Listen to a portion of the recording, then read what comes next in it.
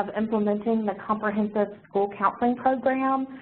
This is really just a broad vision of what the comprehensive program looks like as laid out by the new model policy that the State Board approved last month. Today we're really focusing on the first two components of the model. We'll dive into some specifics, but really just giving it an overview, and then we'll give you some action steps for what to do moving forward from here. Our second webinar where we'll cover part 2 is on May 31st. So if you've not registered for that and would like to, then we certainly encourage you to do so. We will be recording our webinar today, and we'll share that where you can find that. So if you want to come back to this, you will have access to that as well. We'll be answering questions. We're going to hold them until we finish the presentation, but feel free to submit those questions as we're going through today, and we'll be sure to try to get to everybody's questions before we end. All right, we're going to jump in and get started.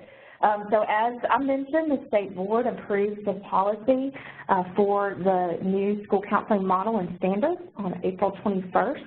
And we're going to just take a few minutes to do a brief overview of what the model looks like, and then we'll dig in, like I said, to foundation and management components. So the model is based on the American School Counselor Association research and their model, which really covers 3 domains of student development: academic achievement, social and emotional development, and college and career readiness. Our work for school counseling really surrounds the whole child, and so we want to be sure we're setting up counseling programs that allow and equip us to be able to meet all of our students' needs. There are 4 components to the model. The first is the foundation. This is the why we do what we do. We'll talk about the cornerstones of our program and what really drives that, but in kind of capturing the overarching purpose of foundation, it's the why. The management is the how. So we've got a lot of work that we can do as part of our program.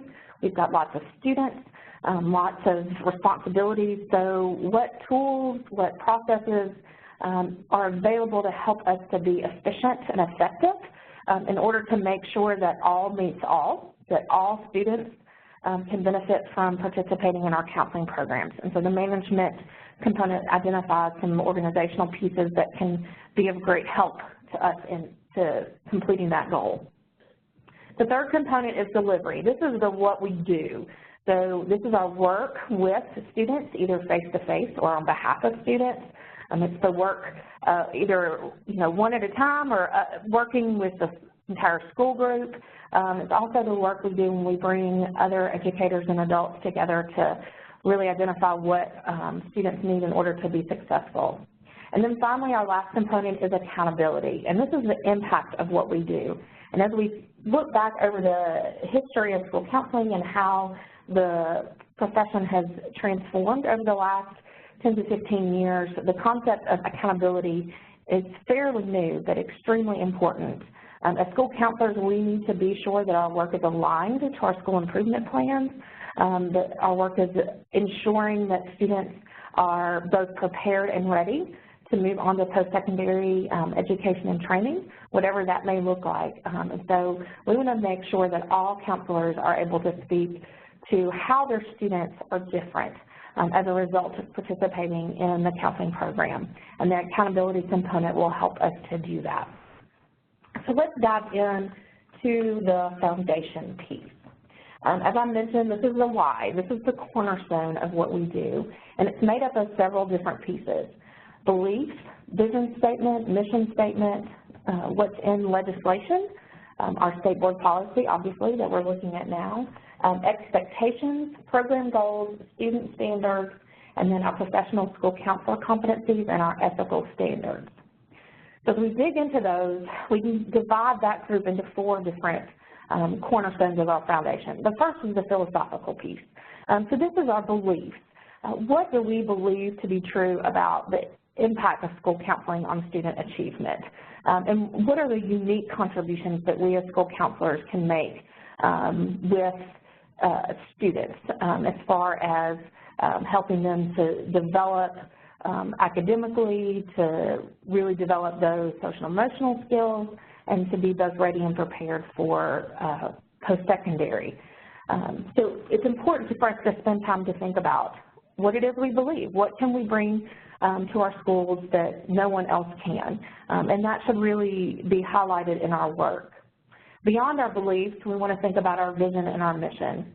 You know, our vision is thinking long-term. What are our long-term goals? How should our students look as a result of participating in our program 5 and 10 years out? We want to think about this in terms of student outcomes. So how are they different? What are they able to do as a result of participating in our program? You want to make sure with your vision statement that it is believable and achievable. We want to set high goals and have high expectations for our work, but we also want to make sure that it is achievable and believable. Finally, the mission is what's going to help us to get to that vision. So what are we going to do in order to achieve the mission? We want to make sure it focuses our work, that it helps support the vision, but that it also is aligned with school, your district, and even the state goals. This is another opportunity to identify the unique contributions of school counseling.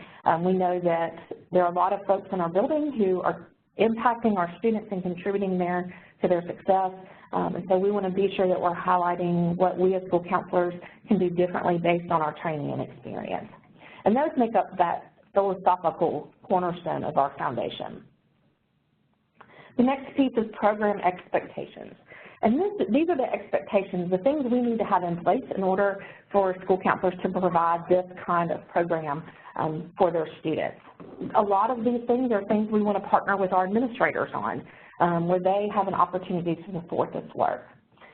It's important to note that in the board policy that was approved in April, that we've extended the timeline, and the expectation is now that this overarching model is in place by the August 2018 school year, the beginning of that school year, 18-19 school year. So we have a year to really think strategically and to plan and to create spaces for us to do this work and engage others along with us, which I think is going to really lead to a great amount of success by taking our time and thinking intentionally about each piece of these. So some of the program expectations that are noted in the policy, first, our budget. When we did the survey, counselor survey from a year or two ago, one of the things that stood out was that a lot of school counselors do not have any kind of budget to support their counseling program. And we know that the work you do is important and you've got lots of students, and that you will need some funding for some of the programs and services you offer. What we want to make sure that we do as school counselors is align our budget requests to our needs, so that when we go to our administrators and we ask for funding for activities, for programming, even for our own professional development, that we've aligned that to the data that supports the need for your administrator to invest in your counseling program.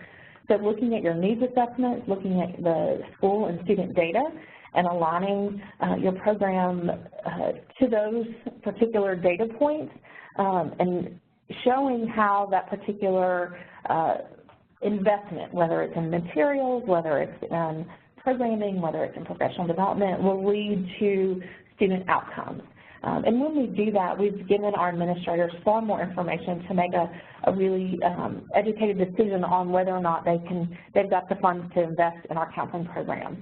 So we need to be wary of that. We need to be wise about that, rather, and be good stewards of the resources that we have, and understand that our administrators start off behind when it comes to funding and the budgets for their schools. So we want to make sure that if we ask them to invest in our program, that we can tell them what we all should be able to see as a result of that investment.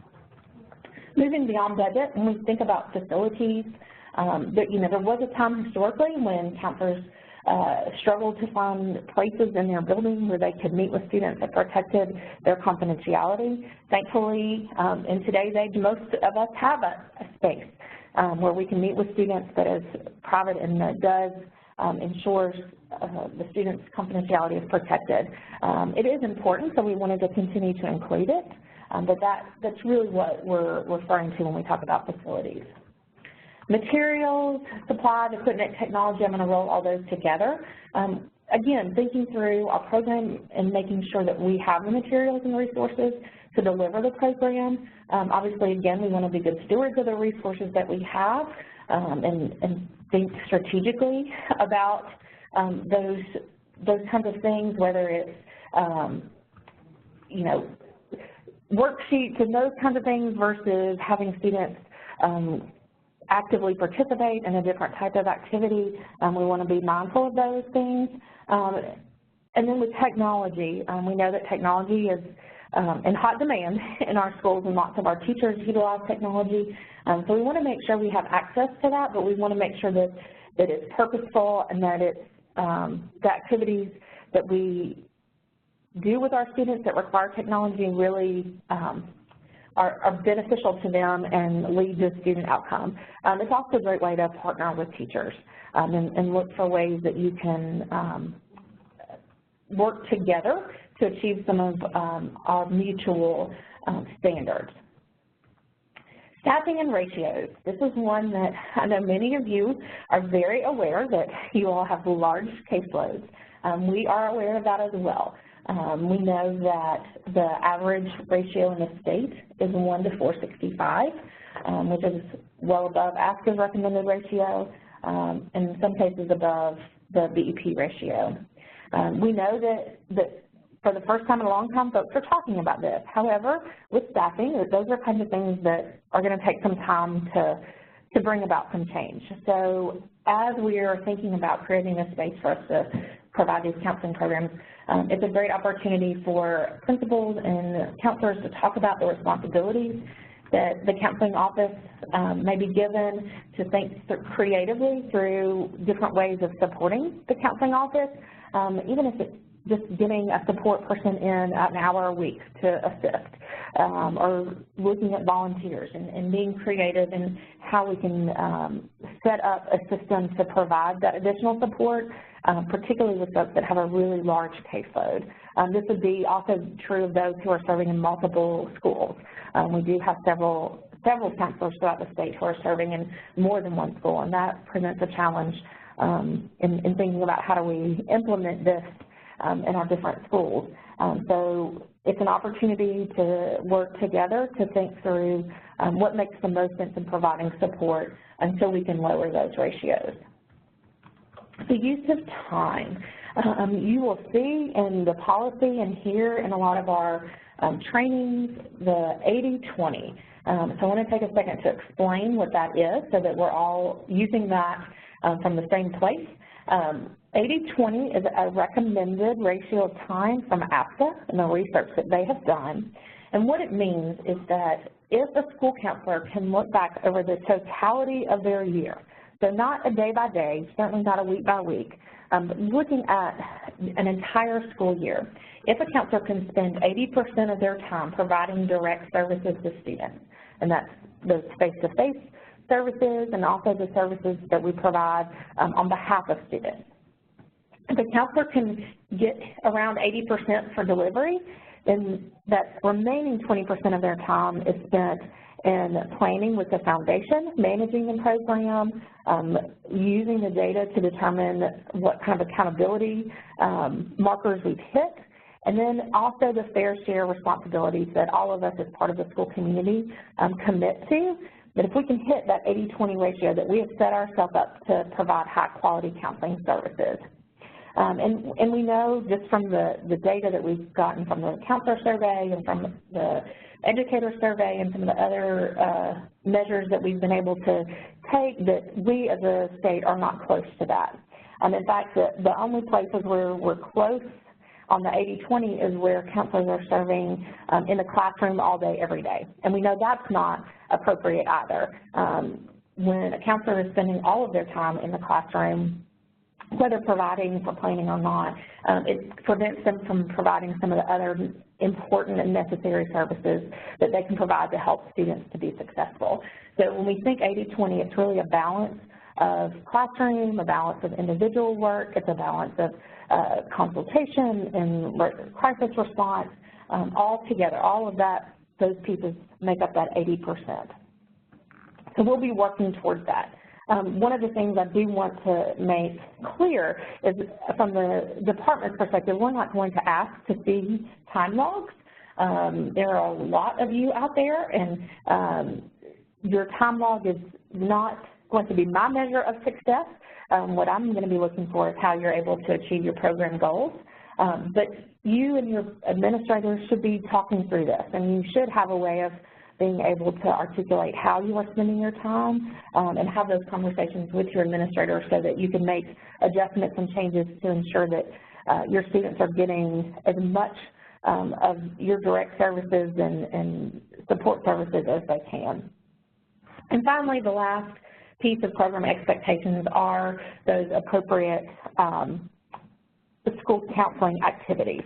And we know there's clearly identified in the data that lots of counselors are doing things beyond that exceed the training and expertise of school counselors, and we certainly don't want to communicate that those tasks are not important, because they are. But we want to make sure that your responsibilities are aligned to your training. What we know is that when counselors are doing things like coordinating testing, teaching academic interventions in RTI, that's time away from students. And their students are not able to get the services they need. And so when we talk about appropriate school counseling activities, we're really talking about how do we ensure that your students have access to you and to the special programs and activities that you can provide. Now, a couple things to remember when we talk about reassignment of responsibilities. I've said this before to all my school counselors, you know that I love you and I want you to be really happy, but this is not about you, it's about your students. And so when we think about reassigning our responsibilities, we want to be part of the solution in helping our administrators to identify those things that are keeping us away from the delivery of services that we know our students need.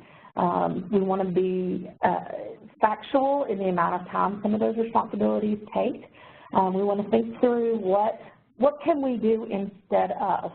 That's a really powerful statement when we are starting to identify those things that are keeping us from doing this work, when we can say, you know, instead of coordinating testing, what I can do is work with students who are just short of mastering a particular standard, particular content area, and work with them to identify what barriers they may have and start to remove those so that those students can benefit from instruction and learn more and achieve at higher rates. So as you're having these conversations with your principal, I would encourage you to go in ready with lots of great ideas of things that you can do to really help impact your students in a positive way. And then finally, just understanding that this is going to take some time. And one of the, again, the reasons we delayed implementation is that so we would have a good year to really think through what makes the most sense. And so I know that you guys will partner with your administrators and really take this on together with them to figure out what's right for your students in your school. So beyond our philosophical foundation and our program expectations, we do have some legal and ethical pieces that make up part of our foundation. We do have legislation that supports school counseling, and so I think that's a strong vote of confidence in our programs is that we do have a lot of support that. Obviously, we have this policy from the state board and that provides the framework for what school counseling should look like in our schools, as well as the counseling standards, which we know those standards are the attitudes, the skills, the knowledge, and experiences that research says students need to be sure that they are both prepared and ready for post-secondary, whatever that looks like. We want them to have the academic knowledge, but also have those readiness skills as well. And so if we give them the opportunity to master those standards, then we are setting them up for success. We also have our own school counselor competencies. This is straight from ASCA. This is a great way to kind of do a self-check on your own skill set to see where it is that you are strong and to look for where you have to grow. The competencies are set up by component, so it's a good way to kind of do a self-check and identify there are some areas that I can improve upon. And when you partner that with your needs assessment, that can give you a good picture of a strong professional growth plan for you. Because if you've got an area of high need, and when you look at your competencies and you see, man, that high need is aligning to an area that I need to build my own capacity on, then that helps to prioritize the kind of professional development you may want to investigate for you for the year. And finally, we have our ethical standards. And these are, as we all know, the accepted practices and norms and standards of our profession. They protect students. They also protect our counselors. And most importantly, they ensure fair and consistent practice across the nation, really, when it comes to school counseling. And our final cornerstone of foundation are our goals. And many of you have been setting goals, specific goals for your programs, and have been sharing some of that in feedback with me, and it's so exciting to see the work that you are doing and the impact that it's having on our students. So as you think about preparing for implementation over the next year, even if you're not ready to fully implement everything, setting a goal is a great place to start. So when you do that, you want to think through program goals in terms of student outcomes. So how will the students be different? Excuse me, you need to base those goals on student and school data. They need to be data-driven. They need to be measurable, just like a SMART goal, as most of us are familiar with. We want to think about how do we promote achievement, attendance, positive behavior, or school safety.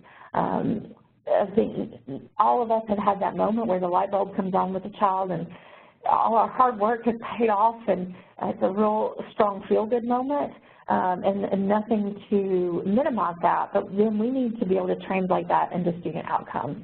So what is that student able to do now that the light bulb has come on? And that's what we want to be able to measure and articulate to our school leaders. Your goals really should support school improvement plans. If your school has a great attendance rate, you're at 97, 98%, setting a goal to improve that may not be the most important goal that you want to focus on.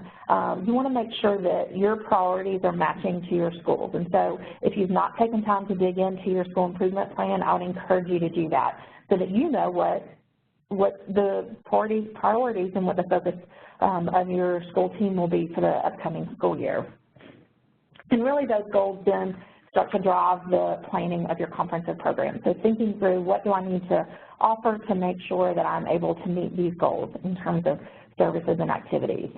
So some examples that I want to share, we've had folks over the course of the last few years who have done this in the way of SMART goals or who've also used Measure. I know many of you are familiar with that. If you are not, there will be subsequent trainings on Measure and data, so watch for those. We're going to help build your capacity there as well. But just a couple of the outcomes which I think are really exciting.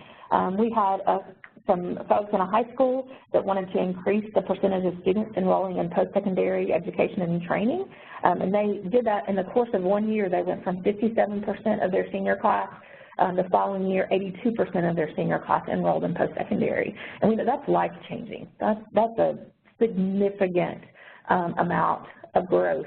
And really, for those students, it opens up lots of doors for them.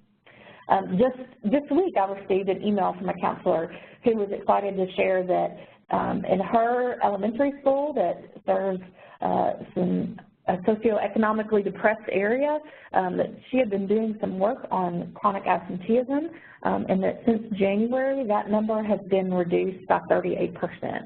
And that's significant because now you've got those students who are actually in class getting instruction. And so that's a huge investment in the students and in a way that the counseling program can contribute. And finally, we've had folks, just as an example of looking at subgroups, counselors who have worked to increase the number of African American males taking EPSOs. Was able to look at the data and see that subgroup was underrepresented, and so made some great plans to help increase and recruit African American males for those EPSOs. So those are just a couple examples of what your program goals can look like. All right, so that's the foundation. That's the why we do what we do. It sets the course and really helps us to go back and make sure as we're carrying out our plan for the year, it's our self-checks. Does this activity, does this program support my goals? Does it support the mission and vision and beliefs? Is it aligned to standards? Those are the kinds of things we want to be sure that we go back and check with our foundation. So how do we do that? We have a ton of kids, lots of things to do. How in the world can we get all of this done? Well, our management component really does give us some good skills and good opportunities for figuring out what is the best way to ensure that all students can benefit from the counseling program. So the first piece is data. And I know for some of us, data, we did not get into counseling to think about data, but it is the language of our school leaders, and it actually can be really helpful in helping to identify what do we need to do. Sometimes the needs are great, and we get stuck in kind of a situation of we're not sure what to do first and how to move forward. So reviewing the data, understanding the data can be a really helpful tool as you think about what your program should look like. Secondly, are assessments. So what are some ways that we gather data that help give us specific information about our school, about our students, and about our program that can help ensure that we deliver quality, effective, and efficient services. And finally, tools. What are the specific tools that we can use that will help us as we try to deliver this comprehensive program?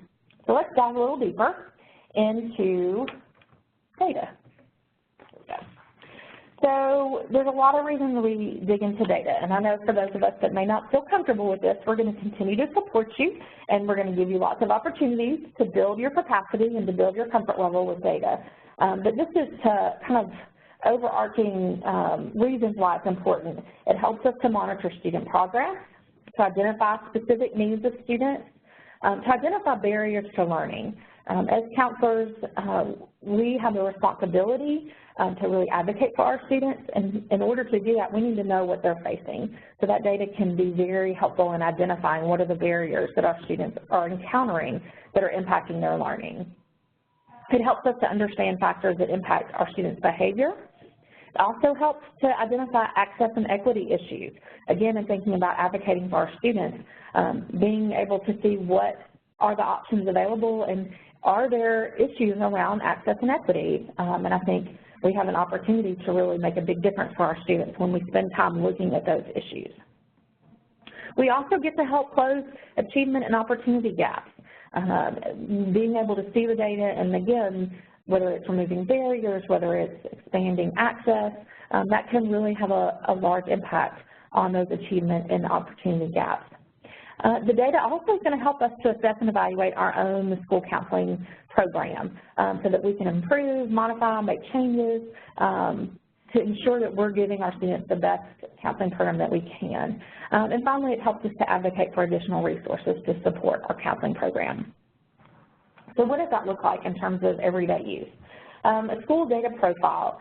ASCA recommends creating some type of profile, whether it's a dashboard, whether it's a Excel sheet, but some way for you to gather all the relevant data about students and your school in one place so that you can identify trends, that you can look for issues with the subgroups, that really helps to paint the picture of what is going on in your building from a data perspective. So for those of you that have access to great dashboards, I think a lot of that profile will be done for you. For others who don't have that access, we're going to provide some templates that you could use that ASCA has developed that will help you to gather that information. But when we talk about school data profile, it's really looking at everything in one place regarding the data of your school and students. Some folks have said we have rooms that you walk in and there's data all over the walls, and that may be you're more than sufficient as far as a school data profile. But again, thinking through how are you able to gather and then really look at and review the data.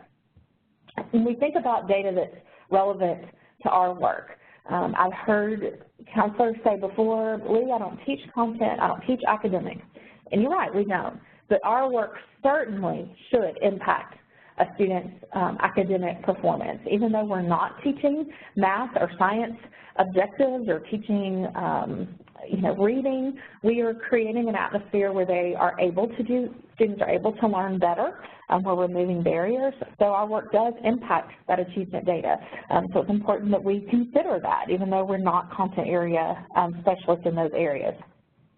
Some of the achievement data that we can look at are promotion and retention rates, graduation rates, dropout rates, looking at overall test achievement scores as a school, and then breaking that down into subgroups, and even at the student level. Helping students understand their own achievement data is very empowering, and as school counselors, that's something that we can help support. And then finally, student grades. All those are different types of achievement data we may want to look at. The other piece of data that we may want to look at is behavioral data. And of course, we're thinking about discipline, suspension, those types of things. But behavioral data also includes attendance, includes course enrollment patterns, looking to see do we have a good representation of our subgroups in our EPSOs, in our advanced coursework. Are we seeing non-traditional students enrolling in different CTE pathways? Really looking at the larger picture and how our students are selecting their coursework. That's really fascinating and important data when it comes to helping our students be prepared and both ready, and in the way that school counseling can impact that. Are our students going on to post-secondary? That's some great data, and I know we're working with our PHEC partners to make that data available to schools so that you can see who is actually going on when they leave you all as graduates. Participation in extracurricular activities. All of those pieces make up the different behavioral data we may want to investigate in terms of identifying, addressing student needs. So when counselors look at data, from the other side, what do we do with data? What kind of data do we gather and then share? There's three types of results data that we will use. The first is process data, and this is basically what did you do for whom? So it's the evidence that an event occurred. It may be that you had a sixth grade program on cyberbullying for all your sixth graders. So maybe 250 sixth graders participated in one program.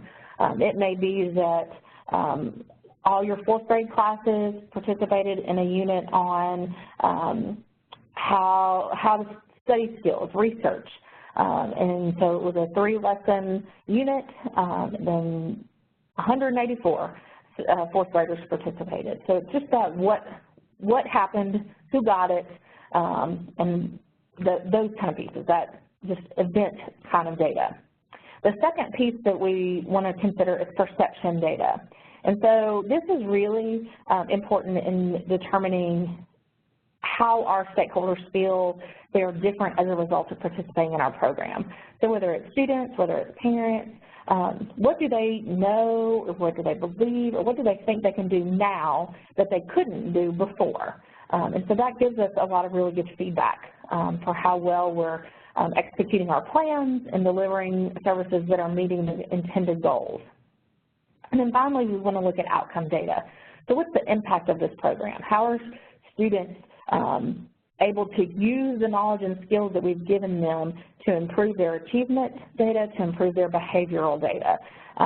So in thinking through not just, oh, I know now who to go to and I feel like I'm being bullied, to are we seeing a reduction in reports of bullying? Are we seeing an increase in the number of students that are reporting being bullied? Are we seeing a change in culture around that?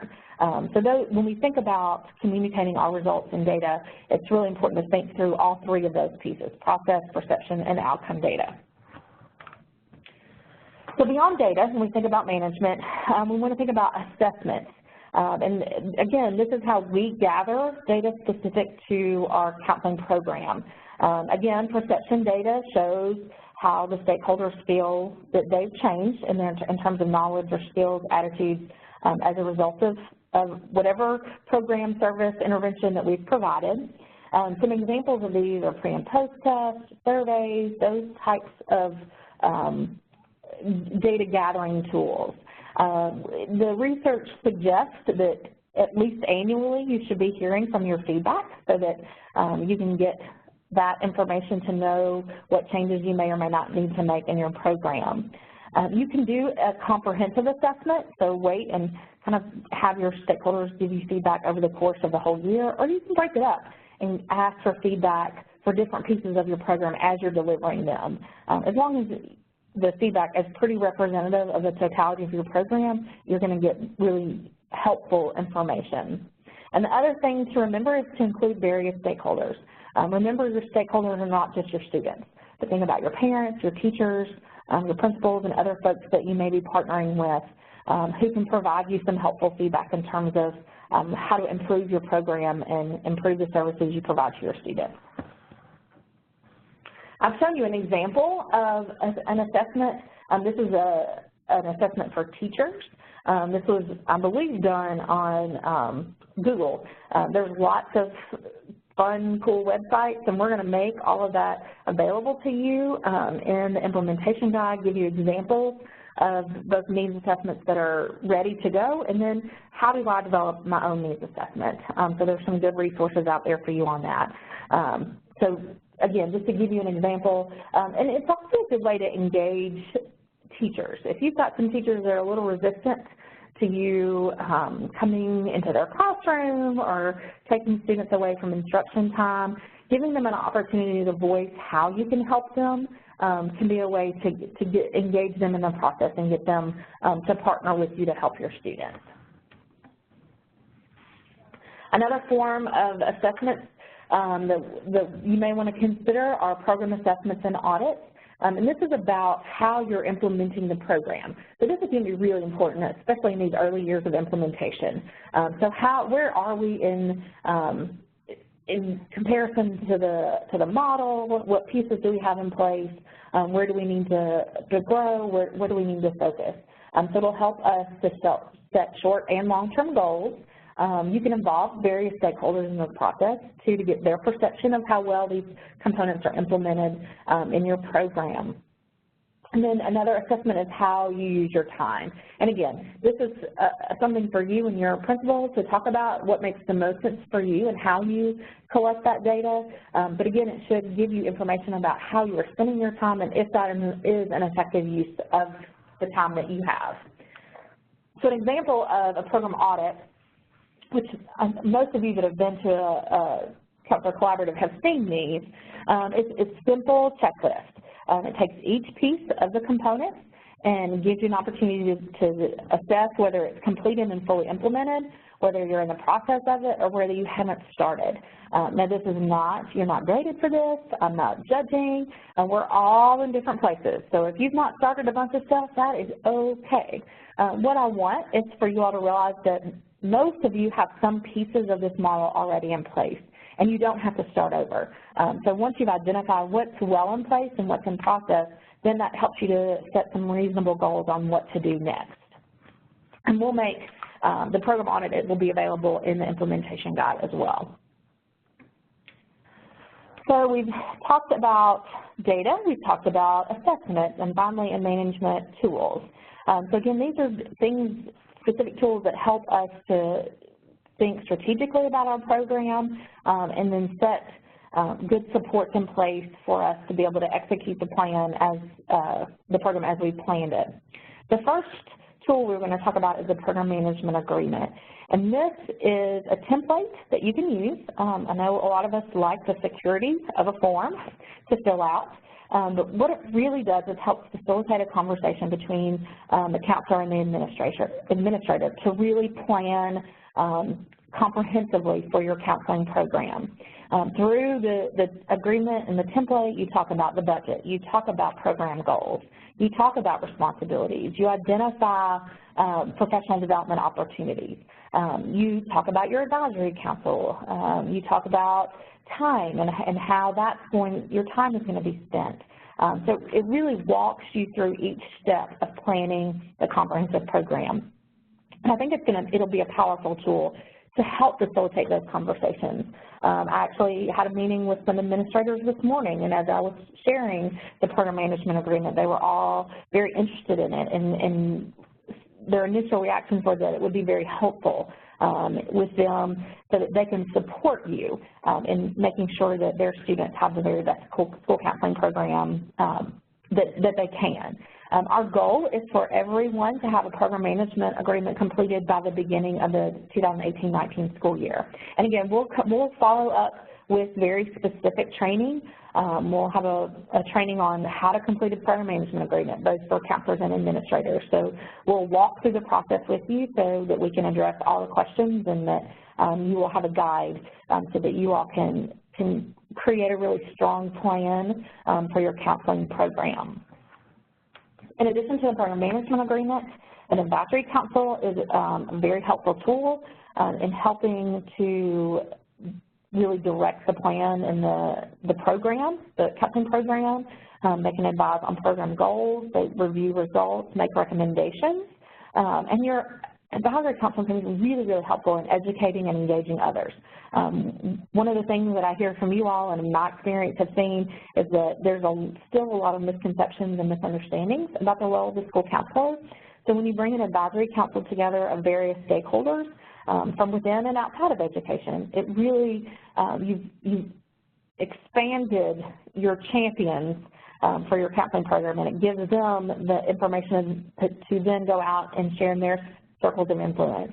And through that education and awareness, they can help advocate for resources and funding for your programs. I'm still so pleased that Tennessee remains the only state that has a statewide advisory council, and I can assure you that the folks serving on your advisory council are dedicated and committed to helping create a space so that you can provide these really high-quality counseling programs. And it's great to hear folks from outside education and administrators and preparation programs all work together to identify ways that they can support you all. And so it's exciting to have that voice of support at the state level, and certainly is very powerful at the school level. The implementation guide will dig a little deeper in how to develop that advisory council. There on your slide, we've given you a couple of things to consider, but when that implementation guide comes out, you'll get kind of a step-by-step process for what you need to do in order to set that up. Another tool that we have available to us are action plans. And this is, again, just a planning tool that helps you think strategically about aligning your programs and services to the needs of your students. It's also a great way to monitor how you're delivering the standards to your students within the grade bands. There are a couple different types of action plans that ASCA has identified that we are copying, for lack of a better word, here in Tennessee. That you have an action plan for your curriculum delivery, for small groups, and for closing the gap.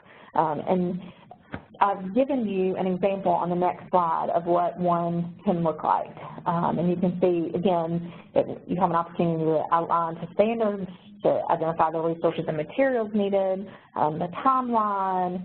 You see an opportunity to identify the projected process data and perception data, how you're going to gather that, and then kind of the expected outcomes for students.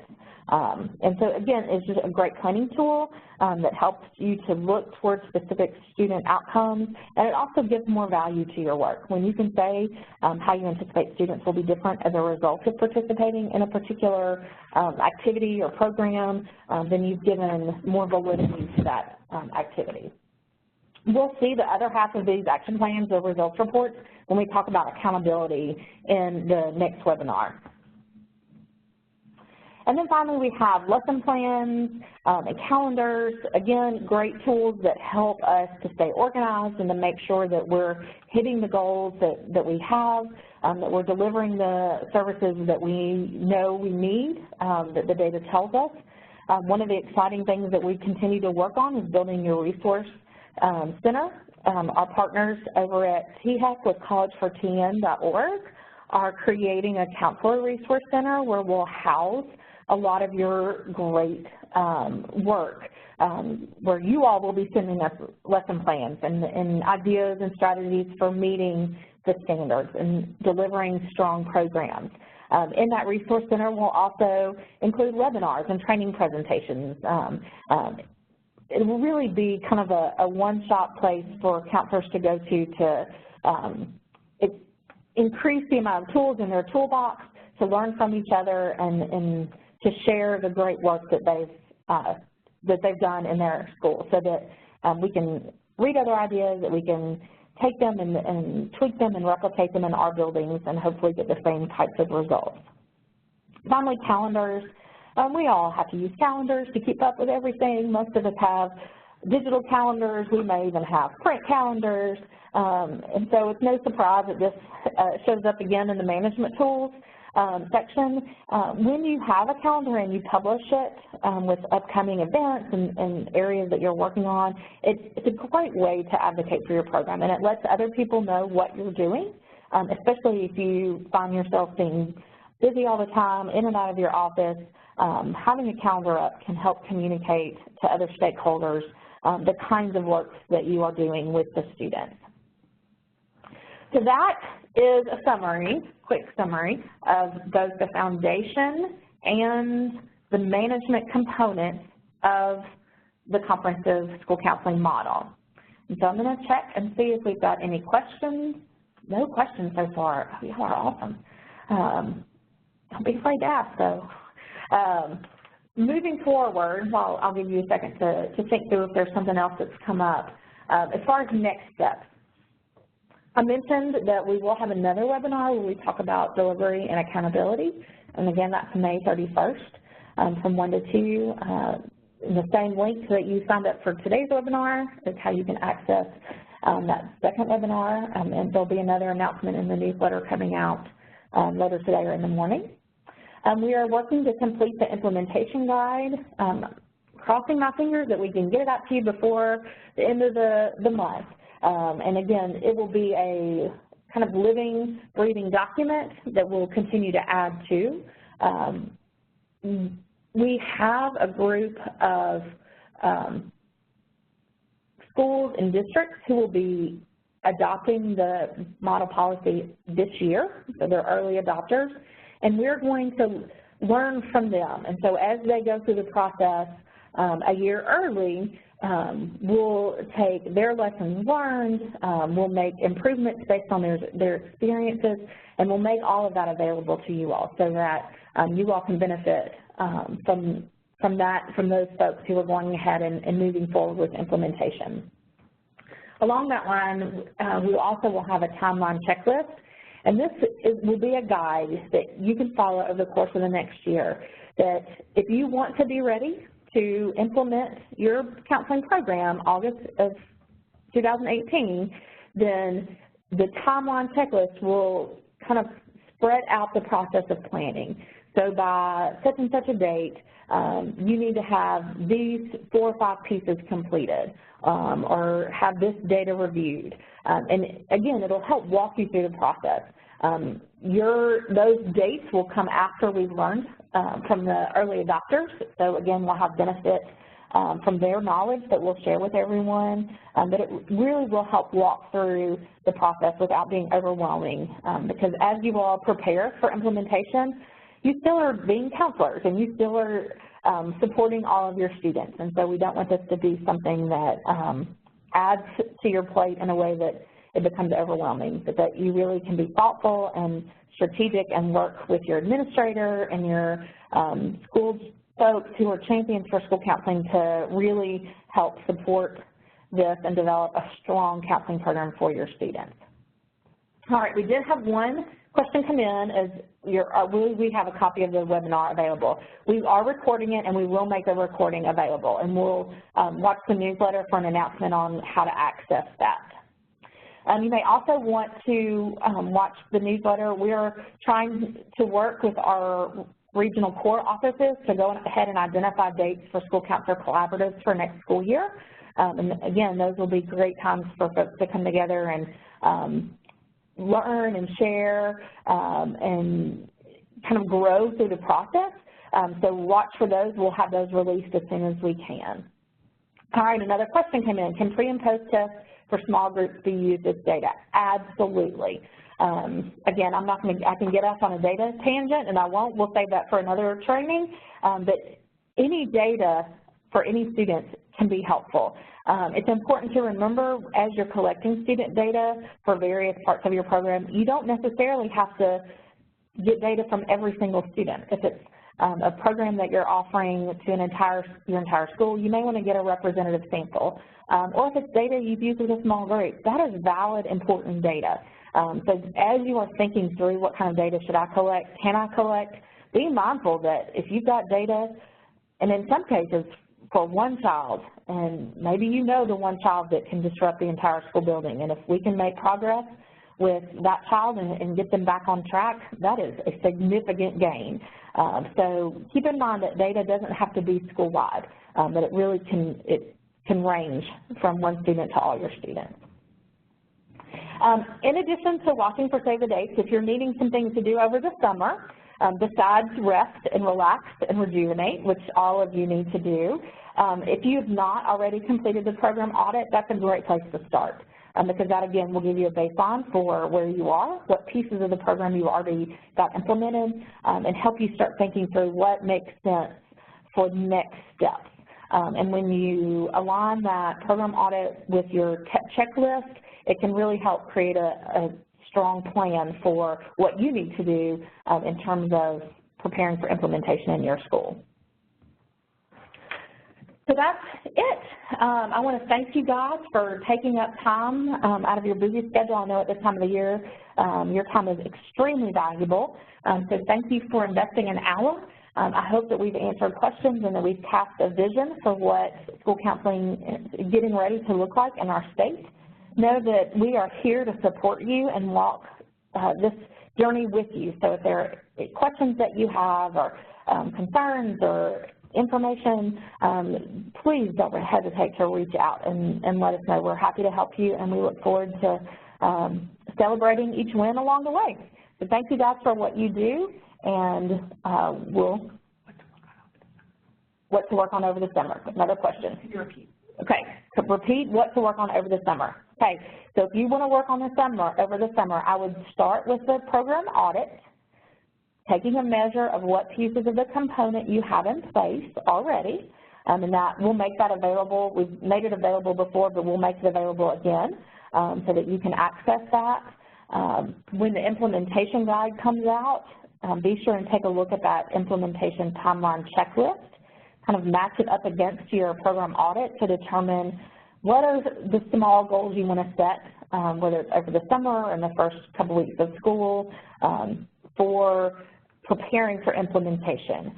And that'll give you a good head start as you think about the course of the next year. And then we'll provide you, again, step by step along the way, announcements, reminders, additional resources and materials to keep you on track as we go throughout the year, so that you guys will have everything you need in order to be ready to roll this out in 2018-19. All right, any other questions? All right, you guys are awesome. Thank you for doing what you do, and we're here. We look forward to hearing from you.